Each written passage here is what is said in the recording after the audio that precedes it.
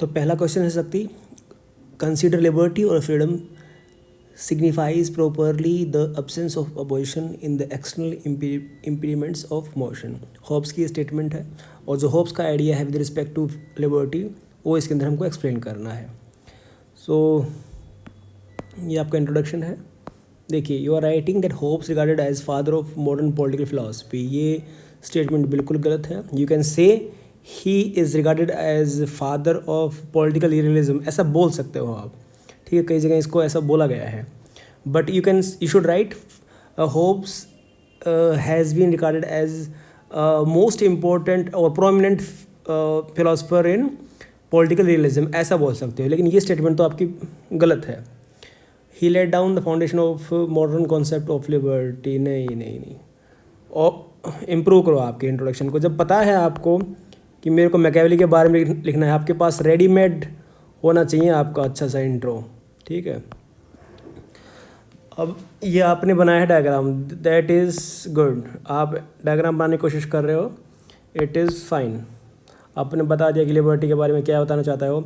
इसको आप सोवरेनिटी से लिंक करो, ठीक है ना, सोवरेनिटी से लिंक करो कि भाई सोवरेन जो है उसके पास एब्सोल्यूट पावर है, वो लॉ बनाता है और उस लॉ के बियॉन्ड जो आप इंजॉय कर रहे हो that could be your liberty, ये है इसका। और ये मोशन वाले कॉन्सेप्ट से लिंक होता है, ठीक है, कि जो फिजिकल मोशंस होते हैं, फिजियोलॉजिकल मोशंस होते हैं within body, and that is the utilitarian arguments of Hobbes, कि जो चीज़ों को देख के हम अट्रैक्ट होते हैं वो हमको प्लेजर देती है, और जिनसे हमारे जो मोशंस हैं वो डिफ्लेक्ट होते हैं, दे गिव्स अस पेन। तो उसी बेसिस के ऊपर ये लिंक करता है कि भाई जो एक्सटर्नल इम्प्लीमेंट्स हैं उन मोशंस के, जैसे कि लॉ हो गया, जहाँ तक लॉ है उस वहीं तक फिर वो लिबर्टी है, जहाँ पे लॉ ऑफ सेंस है तो उसके बियॉन्ड वो लिबर्टी जा सकती है। ये आर्ग्यूमेंट्स आपको देने थे, ठीक है। According to Hobbes liberty signifies absence of position in the external. Repeat मत करो कभी भी स्टेटमेंट, ठीक है, आंसर के अंदर। In his view major hindrance to liberty is a state of nature. नहीं, स्टेट ऑफ नेचर में तो भाई सब कुछ सब फुल लिबर्टी है, सबके पास फुल पावर है। ये यहाँ पे I would say lack of conceptual understanding, concept clear नहीं है आपको यहाँ पे, ठीक है। कॉन्सेप्ट्स पे फोकस करो आप यहाँ पे। जब कॉन्सेप्ट अच्छा नहीं होगा तब आप डायमेंशन एक्सप्लोर नहीं कर पाओगे, ना ही आपके डायमेंशन में लॉजिकल फ्लो होगा, ठीक है, ना ही प्रॉपर थ्योरी आप दे पाओगे उसके अंदर। यहाँ पे थ्योरी का जो है की जो डायमेंशन है जिसमें आपको कीवर्ड्स भी डालने हैं, दैट इज़ एब्सोल्यूट सॉवरेनिटी की बात कर रहा है वो, ठीक है, absolute sovereignty, and then liberty को लिंक कर रहा है, ठीक है। तो ये चीज़ें आप देखो यहाँ पे। Therefore to escape this condition of insecurity individuals, आप यहाँ पे सोशल कॉन्ट्रैक्ट से बताने लग गए उसकी, जो कि मेन डिमांड नहीं है क्वेश्चन की। Focus on main demand, focus on main demand, और वो क्या है, होब्स आइडिया ऑफ लिबर्टी, ठीक है ना, ये आपको बताना था। In the civil state subject of sovereign law, in the civil state subject to sovereign law there is less liberty in comparison to the state of nature. तो यहाँ पे आप बोल रहे थे, ये देखो यहाँ पे आपकी क्या आर्गुमेंट थी, absence of position in the क्या क्या state of nature where without sovereign major hindrance to liberty is state of nature। अब यहाँ पे क्या लिख रहे हो कि in the civil state subject to sovereign law there is less liberty in comparison to the state of nature। तो totally contradictory, ये दिखा रहा है कि यहाँ पे आपकी जो कॉन्सेप्चुअल क्लैरिटी वो मिसिंग है। ये देखिए इन दोनों आर्ग्यूमेंट्स के अंदर ये डिफरेंस है आपका, ठीक है। According to Hobbes, the law of sovereign framed after the civil society creates more order than liberty. Liberty is enjoyed only after the contract has been signed। कोई मज़ा नहीं आया आपके इस आंसर के अंदर। For Hobbes, freedom and ability are different to each other. If man who has no legs should be described not being as able to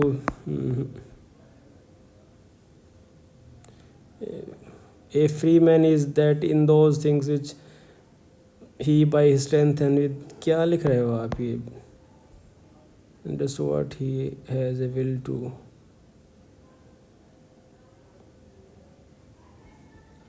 ये इस जो आर्गुमेंट है ना, जो की डिमांड है इसकी, उससे लिंक कीजिए आपके आर्गुमेंट्स को, ठीक है।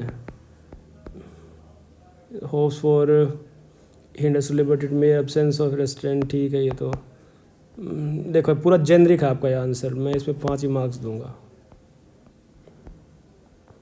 Then second question, covenant without swords are but words and of no strength to secure a man at all hopes.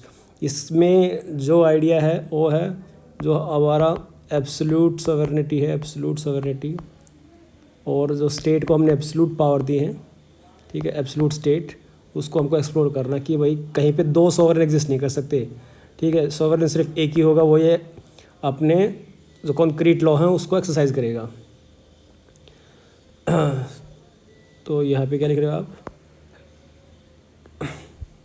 Thomas Hobbes assertion from his Samuel Leviathan encapsulates his political philosophy centered on the necessity of a strong sovereign। ठीक है, ये अच्छा introduction आपका, good intro. Social contract plus covenant, sovereign sword, covenant law वगैरह होते हैं covenant, ठीक है, law which are being made by sovereign.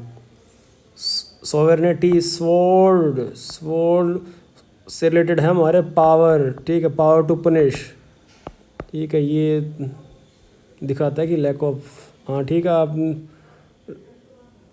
Chart बना रहे हो, that is good, flow chart आपने बनाया, लेकिन उस फ्लो चार्ट में का जो कंपोनेंट है वो प्रॉपर होने चाहिए, प्रॉपर कंपोनेंट रखो भाई उसके अंदर, प्रॉपर कंपोनेंट्स वेग नहीं होने चाहिए।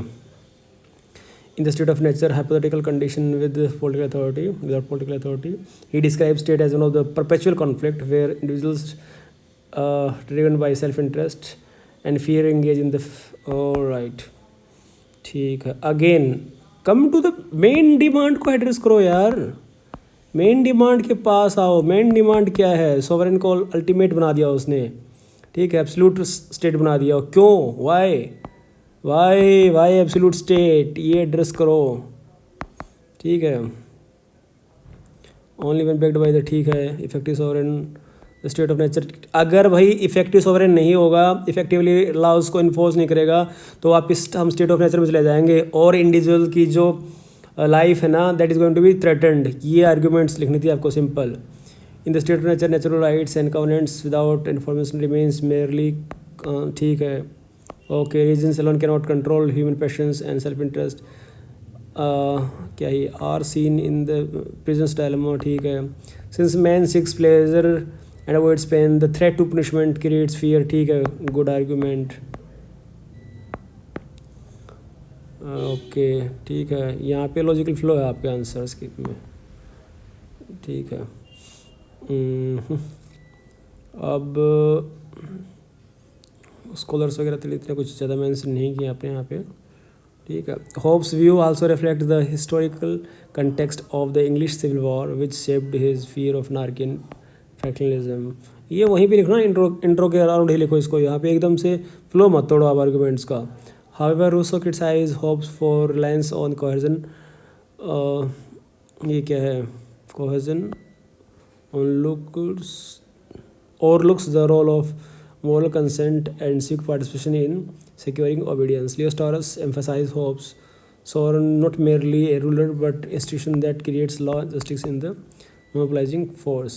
Law require a mandate of punishment as seen with the experiment of international law, where covenant without sword or often lead to anarchy। ठीक है ये आपका, चलो इसमें फिर भी मैं आपके 6.5 मार्क्स दूंगा, ठीक है। तो थोड़ा सा कॉन्सेप्ट्स पे फोकस करना है, कॉन्सेप्ट्स अच्छे होने चाहिए। जब कॉन्सेप्ट्स अच्छे होंगे तभी इंटरप्रिटेशन प्रॉपर कर पाओगे, तभी उसके डायमेंशंस को एक्सप्लोर कर पाओगे और तभी लॉजिकल फ्लो बनेगा आपके आर्गुमेंट्स के लिए। इसलिए कॉन्सेप्ट ज़रूरी हैं। अगर कॉन्सेप्ट्स पक्के नहीं हुए तो फिर आपके आर्गुमेंट्स रैंडम बन जाएंगी, ठीक, डायमेंशंस होंगी लेकिन वही बात है प्रॉपरली फ्लो में नहीं होंगी, और क्या पता है इंटरप्रिटेशन ही आपका रॉन्ग हो। इसलिए कॉन्सेप्ट्स, फोकस ऑन कॉन्सेप्ट्स पक्के होने चाहिए आपके, ठीक है।